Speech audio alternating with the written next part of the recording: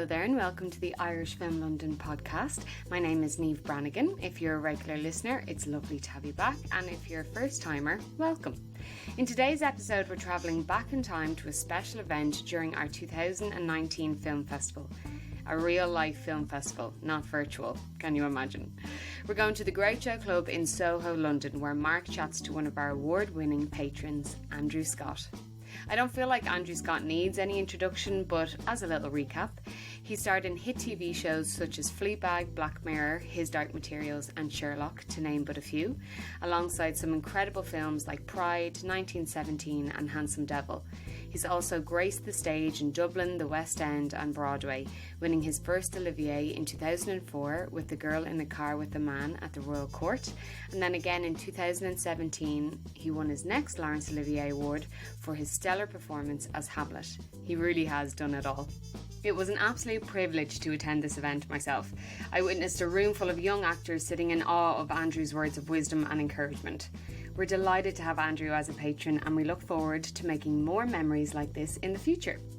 So to kick off this podcast, we've switched things up a little bit, and myself and Jerry are going to chat about things Irish cinema coming up in the next few months. Enjoy, folks.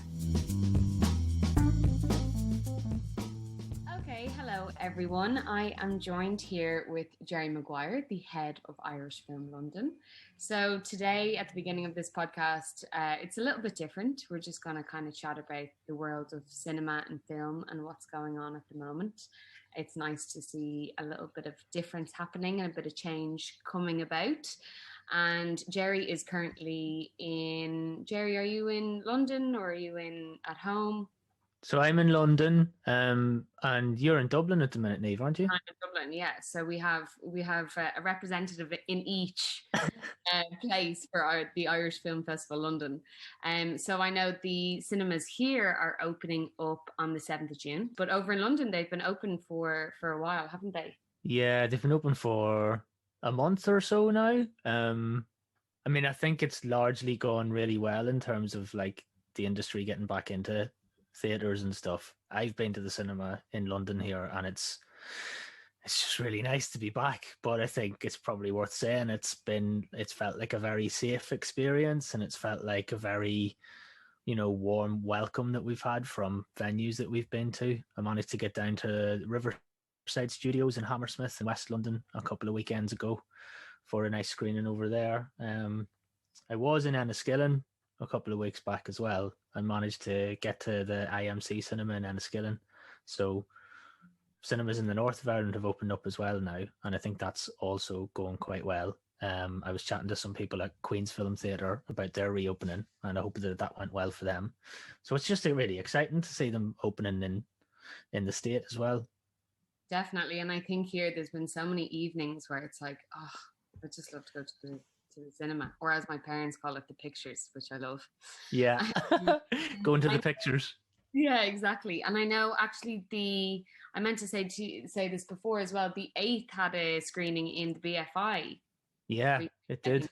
Really cool. And they're open across, I think it's like 45 different venues in London as well, which is brilliant. It's been an amazing release for them. Like, I've seen so much activity online about it, and so many great reviews, and it's just really nice to see like we've been a champion of the 8th at Irish Film London, but it just really does feel like a really important moment in Irish documentary, and it's just really brilliant to see it doing so well and to be so well received. It's really nice. And if you are interested in that, we have a podcast with the makers and creators of the 8th, so do check that out if you haven't. I know one film that has kind of gotten me through my missing cinema is I watched Nomadland it's on Disney Plus, which wow, was an interesting collab. I haven't seen that yet. How was it? It was so beautiful, and it was really interesting. Like, Frances McDormand is just incredible, and such an example of just immersing herself in the character, and the cinematography is beautiful. It was really interesting, but it would also be lovely to see it on the big screen. We attempted to do a cinema evening with like fake tickets and popcorn stuff, but it's never going to be as good as the real thing. I cannot wait to get some cinema popcorn again. Yeah. Indulge. It's pretty cool that Nomadland's on Disney Plus as well, though. That's really good for Chloe Zhao. But isn't she's attached to, well, she's attached to a big Disney one as well, isn't she? I can't remember which one it is now. She's directing, is it The Eternals, the new Marvel film? Yeah, and actually another even Irish connection with that, with the Eternals, is our own Barry Keoghan is in the Eternals, which is really cool. What? So I didn't realize Barry Keoghan was in the Eternals. That's class. Yeah, he tweeted years ago that he wanted to be in a superhero movie, or he wanted to be a superhero. So he did that kind of split meme of how it went versus how it's going. Yeah. Screenshot of him as a superhero in the Eternals with Angelina Jolie and Salma Hayek and all the big dogs. So that's really, really cool to see him in that. And he's also in The Green Knight, which is coming out as well. So yeah, that's one of the films that I was really looking forward to. And I think as well, it's great that we're going to be able to see them in the cinema as well, because they feel like big screen kind of immersive pieces. So that would be good for sure. Another one of our own, Niamh Algar, is in the new Guy Ritchie film Wrath of Man, and she's in another film coming out called Censor, which the release date for that has been pushed back a bit. So hopefully, fingers crossed, we might be able to get Niamh on to chat about all her upcoming projects, because that'd be amazing. One after another, which is amazing. Yeah, she's just like a hot property in the celebrity world right now, and like in the film world right now. Yeah, that's amazing. And as a fellow Niamh, it's lovely to hear everyone being able to say and spell our names correctly, which is lovely. That's brilliant. Yeah, but it's really good. You're right. There's so much to look forward to in the cinema schedule now. I see Wildfire has got a release date set very soon in June as well. And do you know the other thing that happened this week is the Cannes Film Festival released its official selection. So there's like in competition and out of competition in the official Cannes selection. The Director's Fortnight and the Critics Week stuff is all separate to that, but all the stuff that's in competition this year is just mind-blowing. It's amazing. I was tweeting about it the other day thinking, I just can't get any further on this list. It's just everyone whose film I would want to see at Cannes is represented. The bar is just getting higher and higher and higher. It's amazing. And even kind of guerrilla style stuff, or stuff made on a low budget and everything like that, it's just the standard is incredible. It really is. Yeah, but you know what the sad thing is? In England, a lot of the industry was really looking forward to going to the Croisette in person this year, having had to do like an online Cannes festival industry thing last year. And I don't think it's going to happen. Like, I think that France is on the green list for the UK in terms of travel restrictions, but England's not on, or the UK is not on France's green list. So just seeing so many people thinking we're not gonna make it, are we? We're gonna have to cancel accommodation and cancel our plans to go across, and it's heartbreaking for people who've been like planning it for ages, and you know. Definitely. That's a big hit for sure. Speaking of in-person film festivals, can you believe it? They were actually a thing. With this podcast, we are going to go back to 2019 to the Groucho Club in Soho in London, where we sat down with one of our patrons, Andrew Scott, in a room full of young actors, where he graced us with his wise words of wisdom and encouragement. So I hope you guys enjoy, and lots to look forward to in the months to come. Thanks, Jerry. Thanks, Niamh. I was wondering, Andrew, when you sit in front of an audience like this, do you think to yourself, the next Meryl Streep is sitting here? It wasn't a thought that. Do you? I'm nice to everybody. Maybe the next Ruth Nega, considering we're at the Irish Film Festival. No, well, you never know. That's the thing, isn't it? You don't operate out of you know, I think one of the difficult things as an actor is we've all got something within us that isn't necessarily seen by everybody. But you've got to believe that you've got to have that sense of belief before other people do, because or else there's no real point. You've got to actually, something that the great Meryl Streep says is that you've got to pack your own suitcase. Which is something that's been incredibly helpful to me.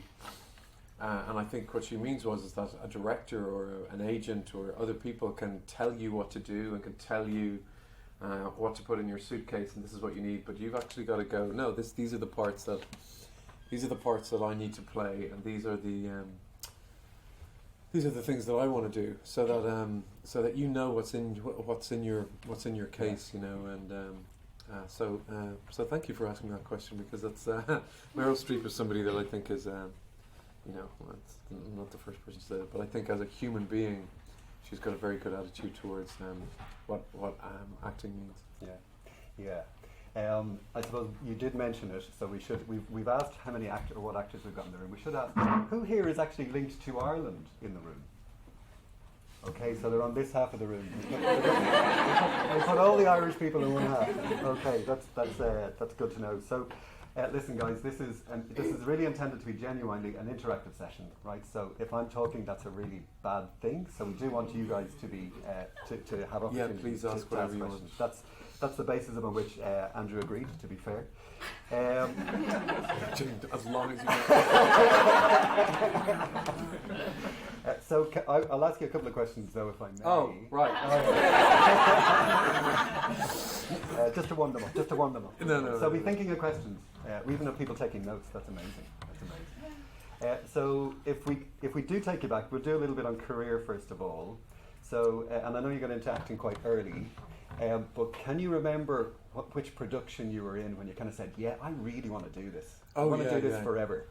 Yeah, I was in a production of The Wizard of Oz when I was 11, a couple of years older than you, and I played the Tin Man in The Wizard of Oz. I did sort of, the way I started was I was really shy, and I had a lisp. I had quite a strong lisp when I was a kid, and so my mother sent me to sort of drama classes on a Saturday afternoon, and I used to be like absolutely shaking going in, but something happened when I went in. I found it easy to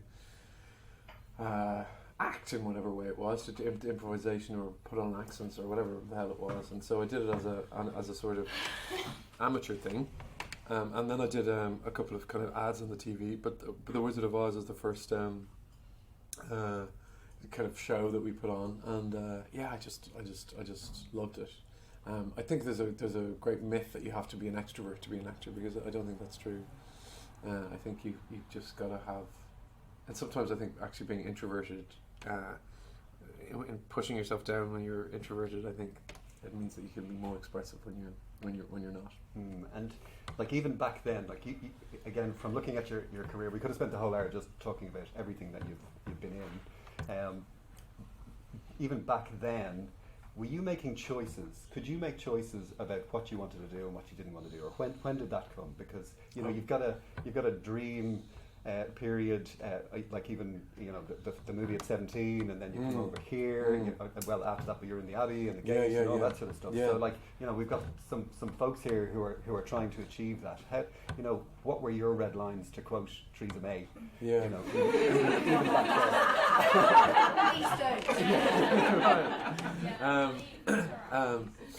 then. Well, the choice. You mean the choices, the career choices? Yeah. Well, that really varies from person to person. I do think what you choose not to do as an actor is very important. I think it's as important as what you choose to do. But having said that, I think acting in whatever way you can is also very important. So,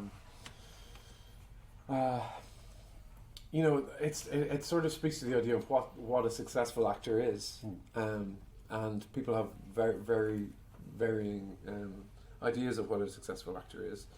I've never felt that I was failing as an actor when I was just working in the theatre. I didn't get sort of. I've been lucky, I got to say. I've always managed to be in employment for the most part, and I've done a little bit of filming over the years. But like some people think, okay, unless you're sort of working in movies or you're working in television, that you're not a successful actor, or you're not on sort of the main stages of in Ireland or in England or wherever it is, that you're not successful as an actor. And I think you've got to decide again what you want to do. You know, what is it that you want to do? Because if you could work with a co-op of actors and have your own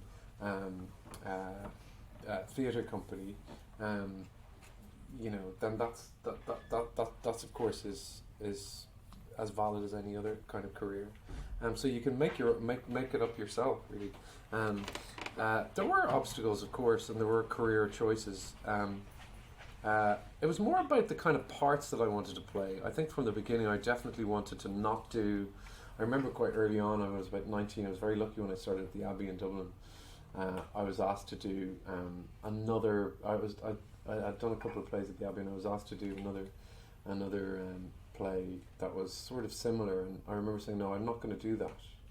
And then looking at me, I remember being in the artistic director's office, and he looked at me like, what? And I was like, no, because it's very similar to the other thing. And I was out of work for a bit, but I really enjoyed playing these parts, and I didn't want to sort of dilute it. I felt like I wanted to keep learning, and what sort of stood to me once I did get a little bit of scrutiny and I did have a little bit more choice open to me was that I really knew, once I had a little bit more choice, what I was good at and what I wasn't. And I think that's because I kind of really went after the things that I wanted when there wasn't so much scrutiny. So I knew that I wanted to do comedy. I knew that I hadn't done that, and so I was just desperate to learn as much as I could. So yeah. Again, we'll open the questions up pretty early. So if anybody has any questions, great, go ahead. Hi. Hey, how you I doing? love your sweater. Oh, thank you.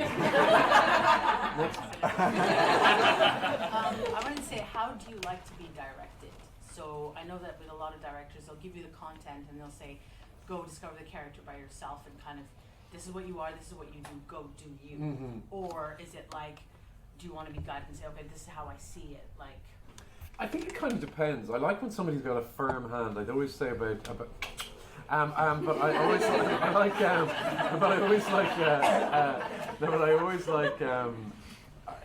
like the expression benign dictator. That's what you want in a director. You want somebody who has got some of the most tense-making experiences I've had is when the director is sort of saying, how did you feel? And he's a bit wishy-washy and he's a little bit unsure of what actually it is he wants. Well, it's mostly men actually that are the ones that are trying to please too much, ironically, because they're the ones that are sort of quite self-conscious about being too dictatorial. So it's usually the men that are the ones that go the other way and sort of say, look, I don't want to boss you around. And actually, sometimes you do need to be you just need somebody to go, this is what I have in my head, and I would ask you to give me sort of options. I like to give as many options as I can for the film director, to sort of do it a lot of different ways so that they have something in the edit. I think one of the difficult things in movie or television filmmaking is that you have to give over your character. A film or a television series can really be made in the edit. So sometimes I think people's instinct is to go, okay, well, I want it to be this way. I want to play this character this way, so I'm going to move within these very small parameters, so that they don't really have a choice, but to in a way, that's actually quite limiting, and it means that you're not as playful as you can be on the set. I think between action and cut, you should be as playful and give them as much as possible. And in a way, that's a risk, because sometimes they choose takes that you think are absolutely dreadful and embarrassing and all that kind of stuff. But that's part of it. I would say to any of you who are doing film acting, that's one of the things that you have to sort of give up to a certain degree, until unless you're producing your own work. But one of the things you have to give up is, okay, they may choose that take, they may choose something, and the product might be completely different to the way I choose to direct it. But that's one of the things that I've found difficult in filming. When I see the movie eventually, I think that's not the choice I would have made. Whereas in the theatre, it's much more the actor's medium, and that's why I really do. Of course, it's possible to be a great actor without having done theatre, but I do think what theatre gives you is a sort of directorial eye, because it allows you, if the audience are being a little bit slow or they're coughing, you have to go. It's your immediate instinct to go, well, I've got to speed this up, or I've got to get them again. Not the director, and he's sitting in the wings or he's in the audience. It's up to you to be the sort of chief storyteller. So yeah, I think it's for them to. In a way, it's up to me to adapt to every director, because they can be wildly varying in what they want. But I think all actors, you'll be surprised. I mean, some of you are professional actors, but I've often been surprised about how directors can be not really that interested in the acting, or don't really have a lot to say about your acting. They can be very, they have an awful lot to think about. So sometimes you have to think, I'm going to do that. I'm going to do that differently, even though I'm not being asked to do it differently. And I'm going to have a little thing, and sometimes they'll notice. And another thing that I think has come in handy to me is to not talk about too much about what you're going to do, but just do it. Because sometimes it frightens people if you say, I was actually thinking maybe I should just play that really, really angry, and then they're like, yeah, okay, but they don't really know until they've seen, and then you're actually creating a sort of tense environment out of your own lack of confidence, actually, because you're looking for, I think as actors sometimes we can look for affirmation, and sometimes it's better just to keep stum and just do it. And then if it works, it doesn't. And if they go, "What the hell was that?" Then you go, "Okay, well, I won't do it again." But you just do it. Do it. It's much easier to. I'm constantly amazed. We all do it as actors, I think. We like to talk around it. We like to talk around the thing as a way of kind of avoiding doing what you have to do out of fear, so just jumping in. That's why kids are great actors, because you say to you, when you're a kid, you say, okay, right, you be the teacher, I'll be the thing, and kids just go, right. They don't think, hold on a second now. You just go, and being playful. I say this all the time, it's really boring, but you're asked to play a part. You play a part. So holding on to your playfulness is incredibly important. Of course, we want to be taken seriously, although I don't really want to be taken seriously. But like the idea of playfulness is something that we move away from the further we go into adulthood, and children have that best. So actors have to hold on to their childishness and their playfulness, I think. Yeah. Oh, and you were talking about relationships with directors. Yeah. Are there, do you seek out certain directors? Do you avoid certain directors, or are you kind of open? No, I'd be very open to because people are. That's the thing. Some of the if you were to have a complete, I think because we lack so much control as actors, and you kind of what gives us comfort to a certain degree is to plan out a sort of career, and sometimes that is in opposition to what actually might happen. Yeah. So I think you have to be completely open. I think you need to be really no, oh well, that maybe might be something similar to what I've done before, but here's a new, so yeah, I've been constantly surprised about the turns that work has taken me in. So I do think it's important to keep open, because that's careerism, and I'm not sure thinking too much. I think you have to think a little bit about your career, but not too much. I think that maybe is a little ultimately restricting. Yeah. We'll take another question. This lady here. Hey. So you talked about a directorial eye. Do you have any aspirations to kind of move in that direction? I do.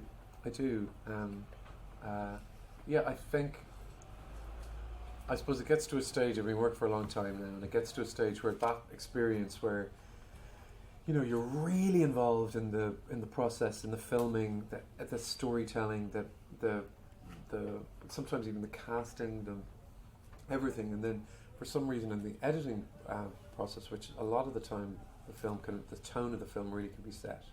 You're away somewhere else and they're away somewhere else, and that's very difficult.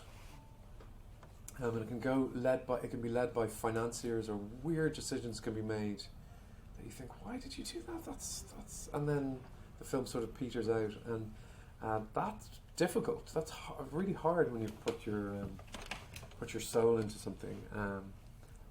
So for that reason, I started to think about maybe just producerially just having a little bit more of a say, like a sort of what's the word, in a more formal way. But yeah, storytelling is what we all do, and I think it's really important for a director to have an idea of what it's like to be an actor, and I think it's very important for us as actors to sort of not just to be thinking about you, sort of have an idea of where the whole story is going.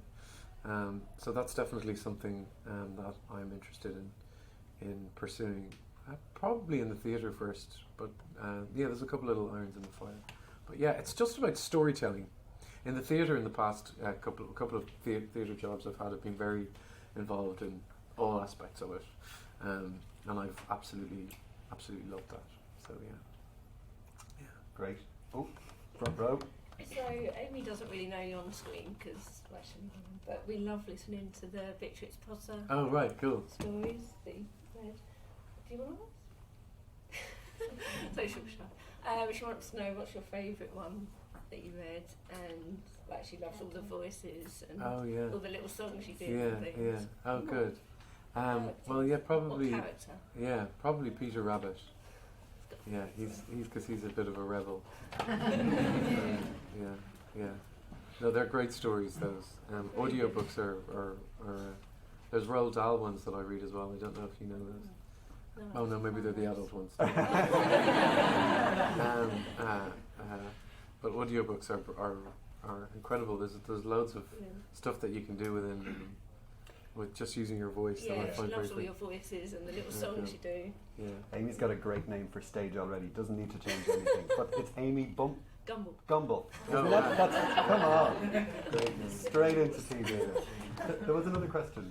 Great. Hi. How are you going, Andrew? How's it going? No, I was just wondering, obviously you play some quite iconic characters on stage and screen, like Moriarty, Hamlet, those very famous characters. Obviously quite daunting characters potentially to play. Yeah. Obviously characters that I'll ask actors aspire to play. Yeah. I was just wondering, I know it's maybe a private question in terms of process, I know some actors are quite private about the process, but No, sure. if you're okay answering it, how you approach a character as iconic as that, has been done so many times in so many different ways, and how do you look at it from a different angle and go, right, this has been done several times like this, I'm going to try it like this, because obviously the Hammer is something I've seen a million times, so how do you approach a character? No, it's a really great question, because for some reason that's kind of happened, and next year I'm going to play Tom Ripley in the Patricia Highsmith novels. Again, very famous sort of literary characters, and the most difficult thing is that is the sort of waterfall of opinions that people have on it. That's the most difficult thing. You think, well, of course, and people are all, full of expertise. Of course, you're going to do it this way, blah blah blah. And there's an awful lot of, thing. This is what it must be. There are like hundreds of books written on Hamlet and how you should say it and how you should speak it and blah blah blah. And then there are of course huge.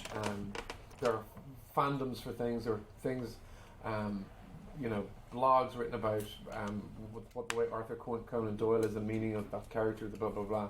There's tomes written about the sexuality of Tom Ripley, blah blah blah. And I'm already starting to hear about what's it going to be, about people wanting their thoughts on it confirmed. What are you going to do about that? What's going to do? And if it doesn't fit into a particular way, there's in this day and age there's a sort of outpouring of outrage, and that's kind of getting worse, because we live in this time where there's so many opinions on what way things could be, and that's a good thing to a certain degree, but I definitely found it daunting. So actually I would say that I've become quite ferocious in defending those things, and just actually embracing, ignorance is the wrong word, but starting Hamlet based on what I myself can read what I read, not what I think, what has been said about the play, or not what other people have, ways other people have interpreted the play.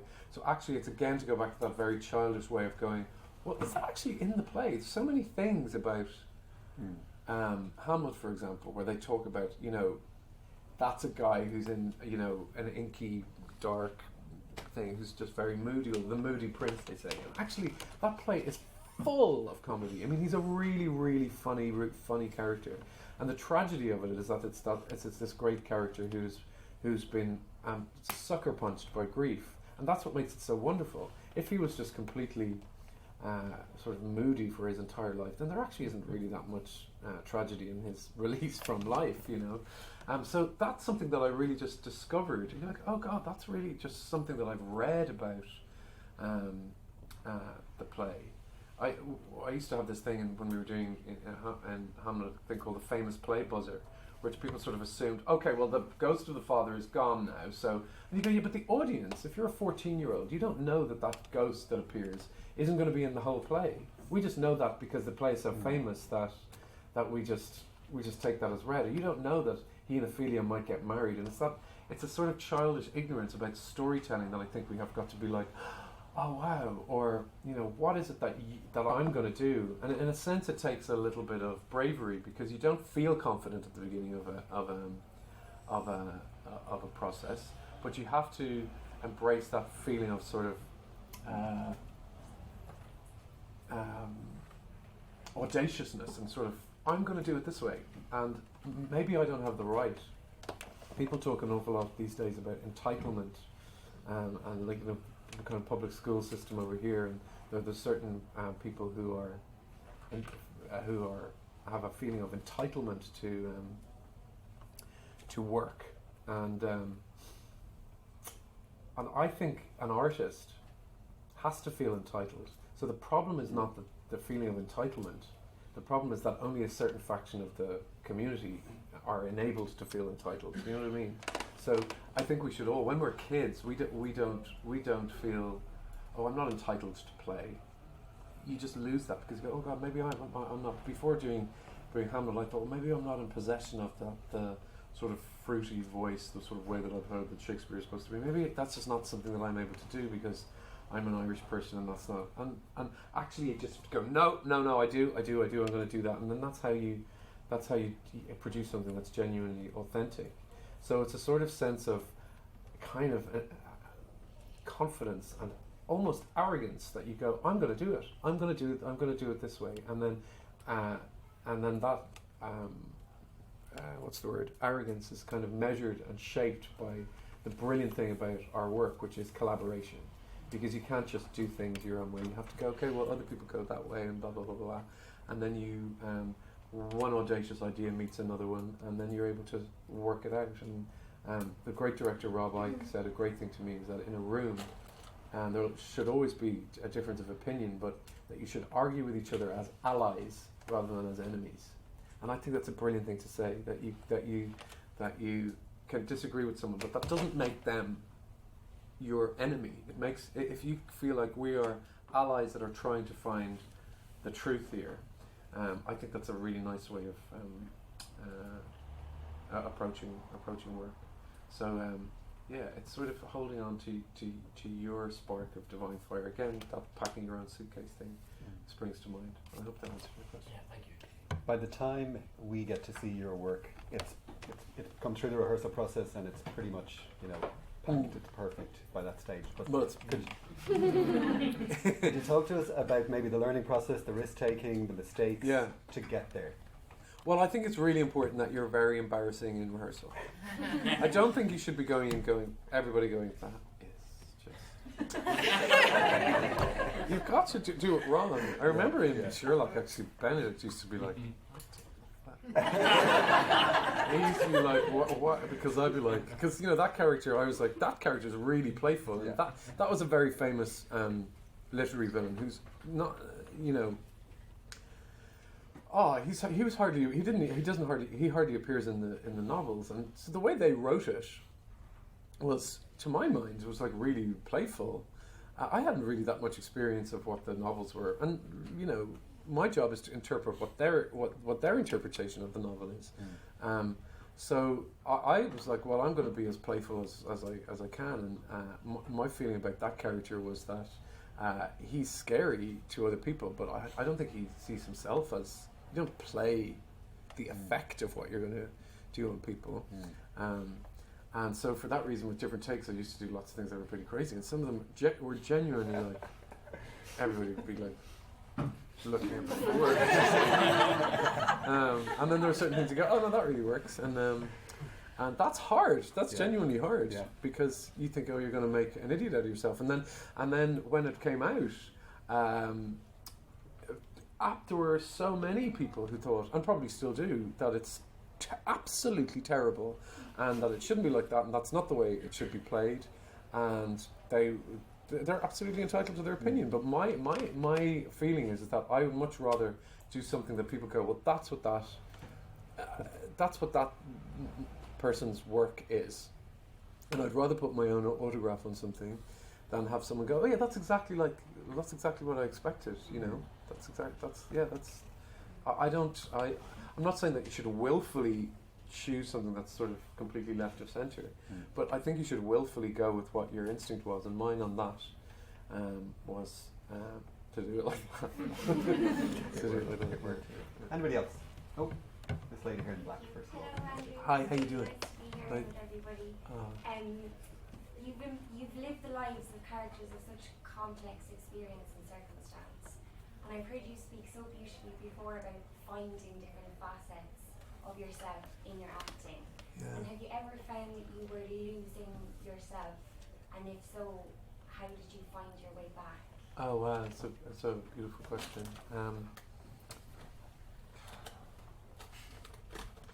Yeah, I think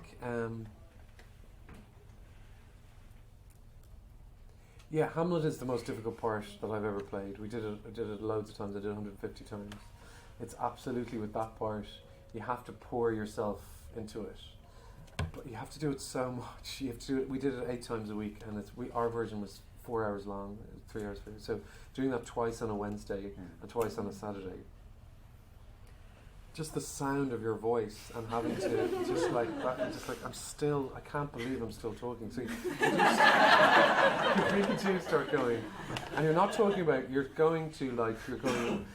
playing. Because to my mind, Hamlet doesn't exist, if you know what I'm saying. Like, when they talk about the character, I'm like, that's me you're talking about. So when Rosencrantz and Guildenstern are playing your best friends, and they come on, and they're lying to you about why they're there, and you're music cue. They're lying to you. You start to become sort of really paranoid, and I don't know. In a way, I'm definitely not a method actor. Or else, if you're talking about something that's really affecting you, and somebody's mobile phone goes off, and you feel so raw, you go, oh my god, you feel really angry and really, just really raw, or really ecstatic, and in a way, when I look back at it now, I don't think that I was losing myself, but I thought that I was losing it. I really did. Definitely. There's a break that he has after the, and I remember coming off, and you're so sweaty with all the stuff that's going on. You have a headache from literally shouting, and people shouting at you, and all that kind of stuff, and you're exhausted, and you've been doing it for 7 hours on a Wednesday evening. And you're like, oh God, and then 20 minutes later, just having been left on your own, you're absolutely fine. You have 20, he writes in this break for him when he goes to England in the play, and I'm sure he did it because he thought somebody can't maintain that for a lot long, and then you go, oh, it's all right, it's okay. And then he sort of re-emerges into the play, and you really re-emerge into the play because you've had this time where frankly you're just not speaking, or you're not living that time. So that was the most extraordinary challenge because we did it so often. But I'm so glad that I did it because it was incredibly personal to me. And it sort of, even though it was very difficult, everything since then has been, you just go, wow, this is easy. So yeah, thank you for that question. Great. There was a lady in the Navy. Hi, Andrew. Hey. How do you know that you've made your best jump with the role, but you've hit it? Because there is a reaction of the audience, of course, and the critics, but what are your internal criteria that you've done the best job? Oh wow, that's a really good question. It's sort of, for me, it's like kind of music. There's a music to the dialogue. You know, there's sort of, it's where one actor sort of bounces off another actor. Do you know what I mean? And you go, somebody sort of takes it. I love the idea of ensemble. I love the idea of passing something over and somebody saying something. And, you know, Sophie Thompson comes to my mind, who's an actress who I just worked with on Present Laughter, and she's just a total dream. She's really interested in the musicality of something. We were doing a kind of a farce with this play called Present Laughter, and she was playing my sort of long-suffering secretary, and she sort of would say things and just sort of slam the wheel. She's just, and I loved that. I knew how you're sort of left there, sort of having to sort of hold the laughter there, just delighted with her and all that kind of stuff. And I love that feeling of passing it around, you know, passing the fun around. There is nothing like making an audience laugh and then completely disarming them with a moment. I love the idea of playing those kind of a disparate set of notes within one scene. But then you don't really know. Again, that's what I think with the theatre. You're just constantly, right up until the last show, you're like, oh, that didn't quite, you know. And you know, it's one thing that I think audiences don't appreciate is how much we as actors talk about the audience. You're always annoying. You know, you're always going, you know, you're always obsessed with them. You're completely obsessed. Oh, they're quite nice tonight. They were a bit weird. You're always talking about it. And even in the audience, I don't think, well, you know, for being an actor for as long as I am, I don't think, I wonder how they're thinking about us this evening. It's actually a question that you ask when you see a play that you haven't really enjoyed. You know, when your friends are in a play that you thought was terrible, you always say, how were we? Did you were we the audience? Just for something to say. Remember that. Costume. But yeah, you don't really know. And then I think sometimes on set, when you do a good take, you sort of go, that felt right. I always think that's good to say to the director, that felt right. And then they go, they never listen to you. They just go, yeah, and they choose whatever they want to. That idea of moving on is quite difficult when you're on set because you've 2 or 3 times sometimes to do something. We've just made this film called 1917, which is a war film that's all in one take. The whole entire film. It's supposed to look like it's entire. Obviously, the whole film can't be in one take, but a lot of the sequences are. So there's very long sequences where they use one camera, so there are no close-ups, and they rehearsed it for months about where the camera might go, and obviously that means you don't have you have a master shot, but you don't have close-ups, and so it was set in World War One, so the trench would reach right to the end of, almost to where Piccadilly Circus might be. That's how big the set was, and so. They'd start the scene, and it could be a 9-minute scene, and every single aspect of it had to be right. And they were talking about explosions and hundreds of extras and stuff. So I was like, oh my god, you can't be the guy that's gonna mess it up. That's Sam Mendes directing. He was like, just release yourself from the pressure that you're going to get this the way you normally do in 3 takes. And it was such a kind thing to say, because the first kind of times you're like, oh my god, like a bit like a first preview. You're like, okay, I said the lines, and it was terrible. And then, you know, maybe the 5th take, the cigarette lighter wouldn't work. The 15th take, the camera angle just slightly missed one of the things, because they have to get in so many different things, and they have to decide, because there's no close. They can't go, okay, it's on you, then it's on me. They have to decide that line is important, and then blah blah blah. And this is all pre-planned until you're into like take 25, and then you're in take 35, and it was an extraordinary experience of making film, because that's not the way you normally. A little bit like theatre, the way that we rehearse something over and over and over and over. But it was really instructive in the sense that it taught me about filmmaking that so often what happens in the theatre is that you're so used to the lines in the theatre that you're not thinking. That's where it becomes really playful. And I think sometimes our experiences on set are a little bit like memory exercises, because like, can I remember this? Can I remember this?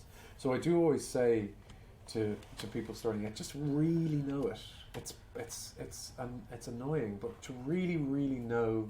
There's an argument about not learning your lines before rehearsals start.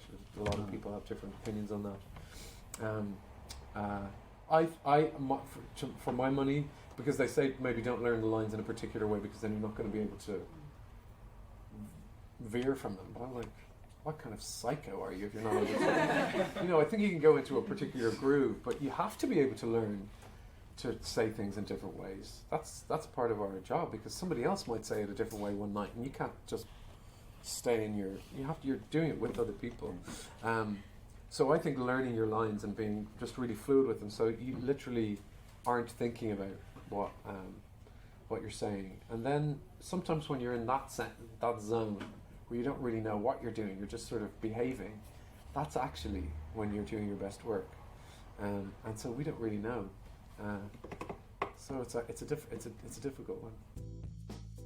The IFL podcast is completely independent, so I would ask, if you're enjoying yourself or you enjoy popping onto our website and checking out the films we put up for you guys, to consider making a donation or becoming a champion.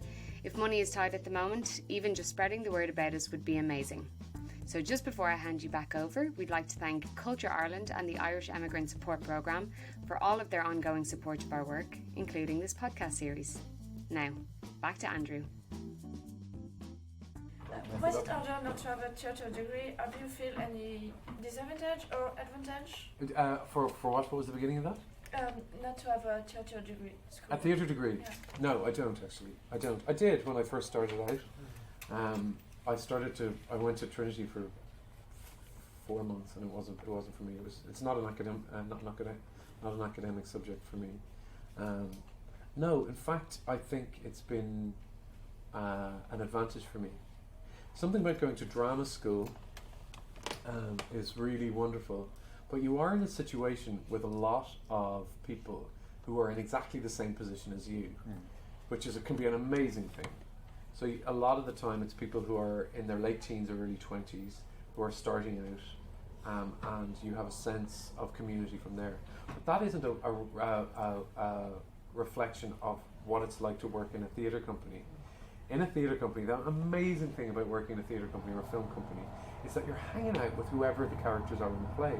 So if that's somebody who's 85, then that's what I love. It's you get to know what it's like to be an 85-year-old's day. You're not hanging out with people who have the same sort of experience as you, or people from different cultures or different sexes or all that kind of stuff. Or there's a huge disparity and diversity in theatre companies, depending on what the play is about. But in drama school, it's less so. So there's a kind of sometimes a competitive edge to drama school, which I don't think is. I don't think it's competition within actors troubles me. That idea of, okay, well if they get it. We've been told that a lot. There's a sort of an insidiousness that happens when you think, and we all have them when people go, oh, they're doing really well, and does that mean that there isn't space for me? And you talked before about having actor friends. Yeah, that's really important in terms of that community and that network and that safety. And I think it's very important. That's probably something we'd love to hear about. Well, yeah, I've read a lot of interviews where people sort of say. Certain actors say, "Oh, I don't have any friends that are actors," and I always think that's very strange. I think get some. Like it's a virtue. I just hang out with people from my hometown, which is fine too. They can be both. But they're your colleagues. I think actors. We're in the empathy game. The idea is, to me, actors are, for the most part, really wonderful people, I think, because the great ones are really funny. You've got a great sense of playfulness. Sexy people.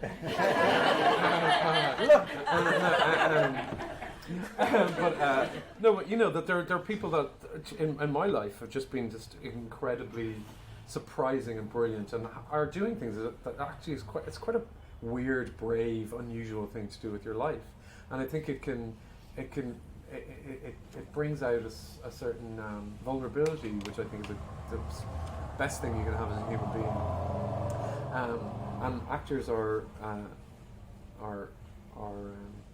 such brilliant examples of vulnerability, and you know, the good ones. And so that idea of competition and collegiateness, what a word,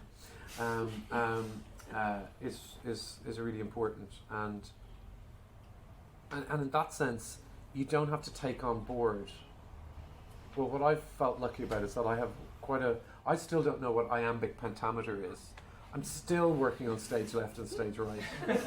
Stage left means the opposite of what I am looking at. Or whatever. You know, like there's things that I don't know that have slowed me down. And I'm not saying that I'm proud of those things, but there are things that they tell you that you must have, and it's incredible. And do you feel that when you're doing anything? And I think, okay, that's really good, but we have to prioritize in this whole the whole plethora of things that they say you must possess as an actor. You have to prioritize the main ones, and sometimes discipline gets you think you're going to be awarded for discipline, and you're not. You're not awarded for discipline. What you're awarded for in an audience is truthfulness and authenticity, and if you can do that, that trumps anything else. Does that mean that you need to be able to be heard and you need to be able to apply yourself to those things? Absolutely, but it's not the chief. It's not the chief thing. I think the chief thing that you need to be a good actor, in my view, is an imagination. To be able to imaginatively in lots of different situations go, yeah, I can imagine myself there. What would I be like? What would I do? And a sense of humor. I think if you don't have a sense of humor, you're not able to. A sense of humor, to me, is something that separates us, or makes us distinct as a species. Animals who I adore, like if I look at my dog, he's great fun, but he's not able to go. You know what I mean? Sort of. He's a bit, but you know what I mean? He's not able to go, oh my God, this is sort of ridiculous, which makes him so much fun. But we're able to go. The sense of the absurd is something that I think that we treasure, that we really have as human beings. And so, if we're studying humanity, the degree of sophistication that your sense of humor lies at is I think a mark of someone's humanity in some ways. So I think because we're in the human interest game, I think that's a really important one for actors. We've probably got time for, I'd say, 2 more questions, so I'll take one here. Hey. When you were first starting out, yeah, how did you cope with finding the balance between screen acting and stage acting in terms of technique? Yeah. I was just going to say that, so. Awesome. 2 birds. That's very efficient. Very absolutely. Well, again, I think there's another myth, which is that screen acting, you are required to do nothing. It's this thing that you go, that in some way you're going to be like sort of too much and all that kind of stuff, which of course is true, but I think that's pretty easy for us looking at our tapes back. If we make a tape of ourselves, you're able to sort of gauge that. I think most people are able to go, oh God, that's a bit too much there, I don't like that. And actually sometimes I think that people fall apart on is that actually in that self-consciousness where you go, I don't want to do too much. I think for a lot of people their worst type of acting is when people feel like they're looking at themselves too much, or that they're monitoring themselves too much. And I think that sometimes that thought is given birth to when we're applying somebody else's thoughts, like don't be too big, don't be too big. And I do think that human beings have an extraordinary way of expressing themselves. You know, people can be really theatrical and really animated. So why shouldn't they be represented on screen? depending on what the character is. And stillness on stage, conversely, is also totally dynamic when you choose just not to do anything. People go, like the quality of silence that happens in a theatre when somebody dries is like no other. When somebody goes, the audience goes, genuine, you cannot hear a pin drop. And what is that? It's because it's completely alive. People go, this is happening now. This is absolute. So our job is to recreate that. Our job is to go, it's to fool people who are paid money and sitting in the dark that this isn't this. And that's so, I find that just so moving that we go in to watch a lie, the lie that tells the truth. We all know that it's false, but a great human need for storytelling is to make up something in order to make ourselves feel better. That's a human need. Everybody has a favourite song and a favourite movie. That's what we go to when we're feel alone or in need or concerned. And I think that's why I think it's a very honourable thing to do. You know, in wartime, people use music and storytelling to survive. So when people say that storytelling or acting or whatever is a sort of fickle thing to do, or that arts are, you know, down the chain when it comes to what we need in our society, I just completely refute that, because we want more than just to survive. Give us bread, but give us roses. I think that's really, really important. Yeah. Okay, it is the last question. Oh, it's okay. We can do a few more. What time is it? What time is it, Pat? 20 past. Oh, we can do another 15. Okay. Hi, Andrew. Hey. You spoke about Hamlet, and you also mentioned Ruth Negga. Yeah. I think she played Hamlet. She did. In Dublin. So Yeah. I suppose I'm just interested to know where you stand on the diversity debate and the idea that only certain actors ought to play certain roles. It's a really good question. Let me just pour this vodka out.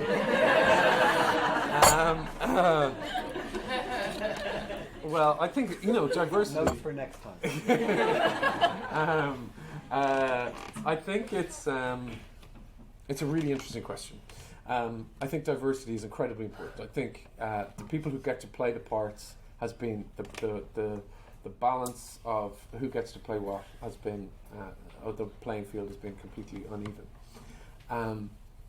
I am very concerned that we get to a stage where we feel that only my experience and my nationality and my sexuality and my whatever it is that's the only thing that I can contribute to the world, because we are talking about empathy. So I don't think, for example, you know, being a gay person, I don't feel like that I only want to just play gay people, and I think that's unfair. I think that's not what I want to do. I don't think that's all I'm capable of, and I don't think answering that idea in relation to who gets to play gay people can be answered by saying, okay, I think what we're looking for is equality. I don't think the answer to that is saying no straight person can ever play a gay person again. I think that's wrong. I just don't think that you can speak in absolutes about that. Having said that, the playing field has been so in the other direction, where no gay person has really ever got to even play a gay person. So you got to go, well, hold on a second now. Let's just open this up a little bit. And so I think in speaking in absolutes is dangerous. I think if you go, no, this is I think that's the thing. I think we have to look at every individual case and go, okay, and look at that. And I think that representation is extremely important, but I also think transformation is really important. I think that's what we love when we go and see people transform into something else. I think we go, I know, I have a feeling that person did that, but look, they've literally turned themselves into anything to try, and so they really seem to understand what it's like to be me. And that's what we have to remember, I think, you know, that's why we like it. Whereas if we're just going, okay, well, that's his experience and that's of course authentic, it's a different question, and it's a thorny question, and I do get that it's but it makes me anxious when we go down that road where we say, no, you're this, so stay in your lane, because I don't know, for speaking for myself, it's this idea, the idea of all the different kind of sexualities and genders being represented is really wonderful to me. I find that sort of rainbow of thing, but we still have to look at who we are as people, because I feel like I'm more than my sexuality, and I don't like the idea. There's a kind of thing about that's happened, which is about being a straight white man. That is almost like that straight white men are dismissed, and I think that's ugly, because we don't make enemies out of a certain faction of community just because we have the power has been shifted. So it's a delicate one. The same in the business world. Great. Hi. Love hearing you talk about playfulness and cooperation on stage. It's great. You've had a lovely career that spanned theatre and film. I was wondering if there's anybody outside, off stage or off camera, that you've set up a relationship with that has helped you along the way, or is there any partnerships that you've had? Oh wow, that's a really good question. I think my agent, actually, it's a really big, massive relationship that you have with somebody who's sort of the the guardian of what you number one get access to, and then their belief in you when you I don't know, many of you are working with agents at the moment, but sometimes when you're feeling down and you've had you think, oh God, and you can have a conversation with your agent, and having spoken to them, you're still as unemployed as you were, but you just feel like, you feel like they go, no, it's this, and what it is, and it's one job, and blah, blah, blah. And we need that. You need support, because it's really hard being an actor. It's really, really hard sometimes. And so they could be an arbiter of taste and all that kind of stuff. And when I had an agent before who was a very good agent, but I remember leaving, and it was a really good thing to do, because the relationship that I now have is just the really right one for me. And then I have a couple of people who read scripts for me, or just actually it's people I think sometimes that are the most beneficial are people who aren't in the industry at all. So like I've got friends from Dublin who are like, what? Why would you do that? Sounds weird. You know what I mean? Like, just do that, like whatever. That are just sort of like don't really care. Shh. You know what I mean? Don't go, and you go, yeah, don't sort of overthink it. Brilliant. Very This good. person has been waiting. Oh yes, yeah, great. Thank you. I My just job. wanted to ask a question, build on a couple of the points that you've already made. Yeah. And that's about us as storytelling Yeah. beings, and the ability of the arts and theatre to create connection, community, and put across messages. Mm. And I'd just like to hear a bit more about what you think about the role of theatre and film and TV in creating that connection, telling the stories, and getting us over some of the environmental, social crises that we're facing. Yeah, that's the thing. I love the simple idea that storytelling, in whatever form it is to help us lead a better life. That's all it is. That's what it's for. It's to help us just feel better. That's what... When I can think of it in sort of simple terms like that, the weariness that I think the audience, or not the audience, the world, I feel sometimes you just feel battle weary. You think, oh my God, I feel, it's so polarized now. Though it feels very angry, or at least that we're aware, because there's so many outlets for communication now. And then Twitter to me is really dangerous. I think in a way it's the opposite of storytelling. Twitter to me is begin run. So let's say what it began as was a thing in Facebook, or was a status update, which is Andrew is having vodka with no. Ha ha ha ha ha ha ha. Then people liked writing that. People were like, oh, that's kind of fun. Why don't we extract that part of Facebook out and make a sort of separate platform? And let's call it something that doesn't really mean anything. Twitter. Twitter. She's tweeting. It's not really anything that's significant. It's just little fun thing. And that is going to be represented by the fact that it has to be within 15 characters or less. And then it is now adopted by the most powerful person in the world to address the most complex emotional, political and environmental issues in the world. And we have to do it within 15 characters or less. And it's called Twitter. So if we tell people in 100 years there was a room called Nonsense that we decide on television and within which we have to communicate, it just seems insane to me. That nuance, because what it means, I mean, I do understand there's something amusing and entertaining about saying something pithy in, quickly and summing something up, but like the idea of comments on below that you get a little high from slamming somebody down, and then you say, people don't go on any of these platforms to say, I kind of know what you mean, yeah, but blah, blah, blah. It's always combative, and that's what's so dangerous, and that's why to me it's the opposite of holding two opposing thoughts together, and surely our job is, because we are never going to, there are always going to be a disparity of opinions, and the kind of drama or storytelling that I like is when those two things can be posed and go, yeah, those two things can exist, and it's difficult, and our job is to in some way uncomfortably sit with somebody that we disagree with, and I think sometimes the internet allows us to either live in a vacuum where we just surround ourselves with people that we do agree with, or slam down the people that we don't, and that's why I think this extremism that has been born in the world more than ever now is so rife. So yet roles are being allocated, are being considered on the basis of Twitter followers. Well, that's also true. That's also true. But I that's for, on those big corporate. Yes. We don't have to concern Hello. Hey.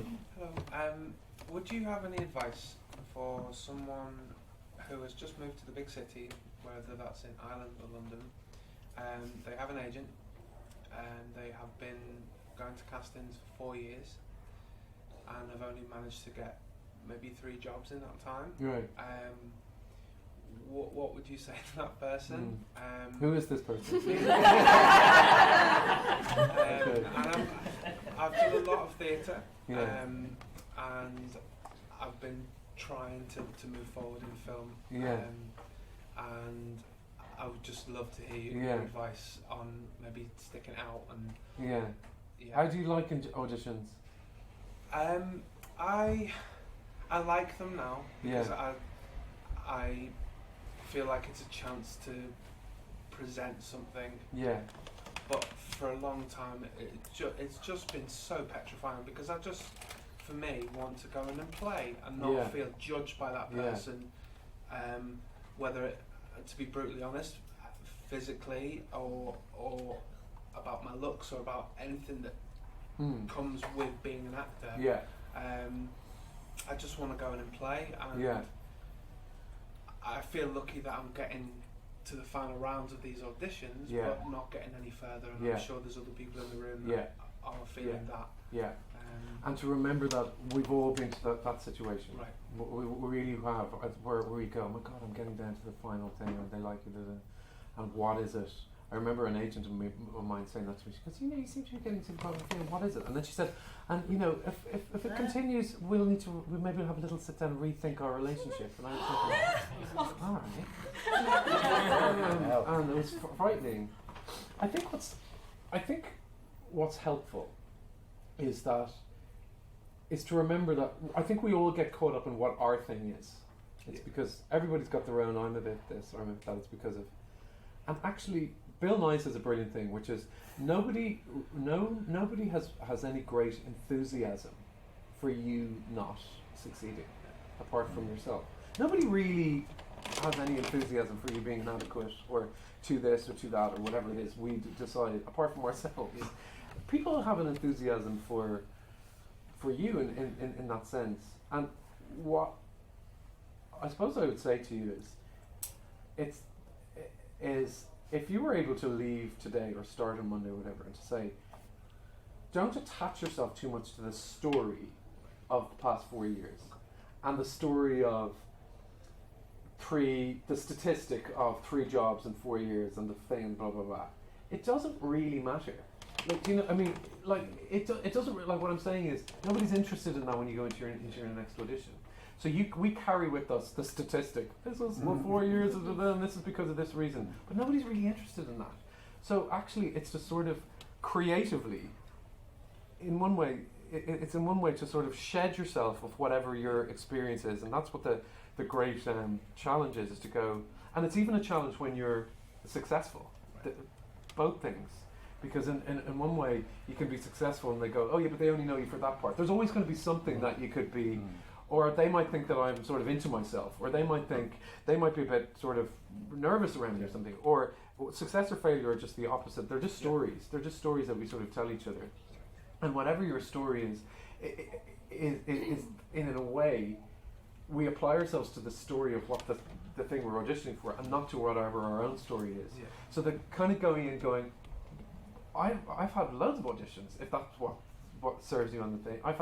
I'm a successful person. They are interested in casting me. And I think sometimes we carry with us the kind of, like it's understandable, but the burden of what our story is, and that's what the great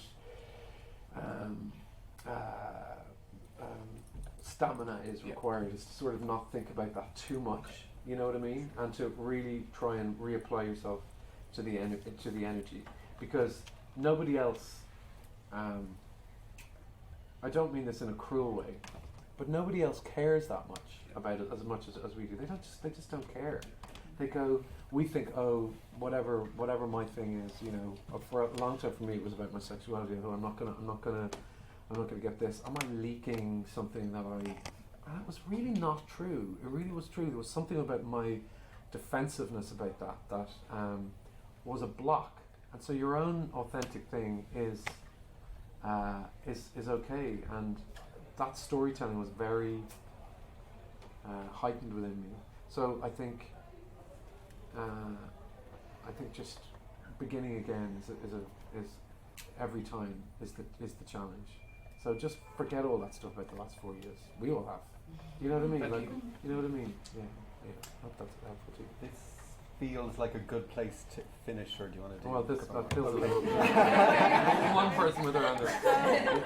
So it's in terms of an actor's stamina. Obviously, for big shows, you have to have quite a lot of it. So for terms of Hamlet, how did you build on your stamina for that, and how do you take yourself out of it afterward? Oh God.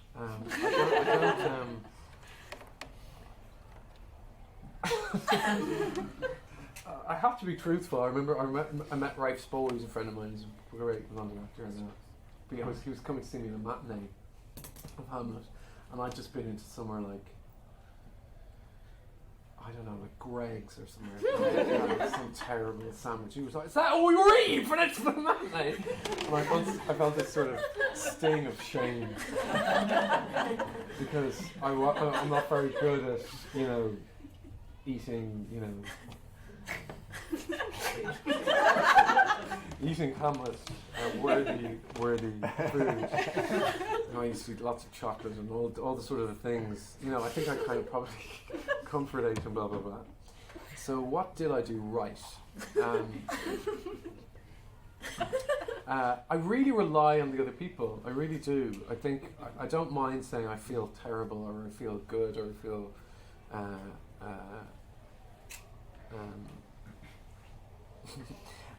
just to talk it out. I rely on people. People are the best thing in the world for me, obviously more than food. I pay more attention to it. So I'm not saying, eat terrible sandwiches before you play classic Shakespearean parts. But I have to be truthful about what was necessary for me to play that part, and then to get out of it. Honestly, I was really like a wreck after that. I mean, it really was. I was like little Bambi after it. It took an awful lot out of me, and it took me genuinely about a year to get over it. I mean, I was fine, but now I realise I kind of really wasn't. I was like, something happened to your voice, and you're just so tired the whole time. I don't know. It's whatever you think you need. Give yourself. Again, it goes back to the very first accidental thing we were talking about packing your own suitcase. In my case, it turned out to be pret-a-manger. But in other people's, people go, no, I really need to eat, or I really need to research. I don't do research, but other people really need to do that, and that's as your God-given right to go, what am I going to put in here? This is what I really feel like I need, and then you're able to decide. So that if there's anything to take from today, it's that feeling of everybody having their own thing. And in your case, that you go that maybe in your suitcase there are things there that you don't need, and you just throw them out. You go, what am I bringing every time? And the great thing about a suitcase is that you're able to sort of put in whatever you need, whether you need it or sometimes maybe you don't even need a suitcase. The suitcase metaphor I am now stretching. You hear what I'm saying. So good luck, everybody. I do think, just the last thing to say is that I do think it is a very, very brilliant thing to do for a living, because so many people, everybody involved in acting, have been told the most boring thing in the world, which is, to me, glaringly obvious, which is a very precarious, dangerous, insecure thing to do for a living, which everybody knows. We all know that. I mean, nobody who's starting out in acting goes, oh, is it? I thought it was just going to be, you just go, you do your acting, you act every day for the rest of your life. I mean, everybody knows that. So the idea that you're going against what the general consensus is in one way insanity, but in another way it means that you are passionate about something, and to be passionate about something in this world, and we're all going to be dead in about 15 minutes. We're not really. we're all going to be dead much sooner than we think. We're not here long. It goes by fast. Do the thing that you're passionate about, and that's the thing. Yeah. Andrew, thank you very much.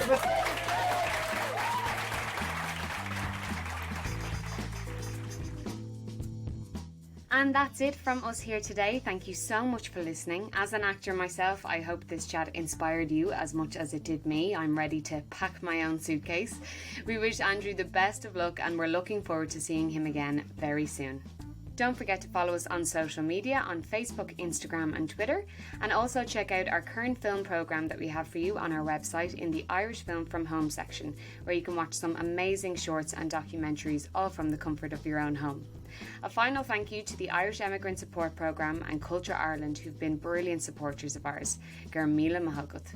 The Irish Film London podcast is produced by me, Niamh Brannigan. Our interviewer today was the lovely IFL former director Mark McNulty, and our theme music is by Kevin MacLeod. Thanks again for listening, and we'll see you again soon.